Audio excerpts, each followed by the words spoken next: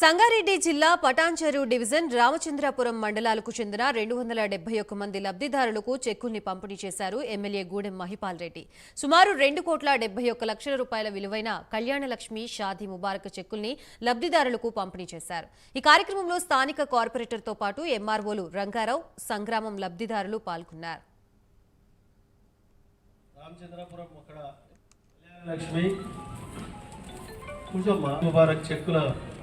పంపిణీ కార్యక్రమంలో భాగంగా ఇంక్లూడింగ్ పటాన్చెరు గ్రేటర్ అలాగే 19 గ్రామ పంచాయతీలు ఎస్సీలు ఉన్నారు. అన్ని కులాలు అన్ని మతాలు అందరికీ ఎక్కడ ఇబ్బంది లేకుండా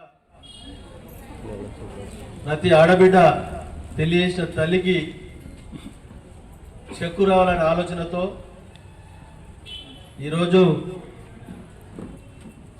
ప్రభుత్వ పరంగా 2,69,56,233 రూపాయలు మనకు చెక్కులు పంపిణీ కార్యక్రమం జరుగుతూ ఉన్నది.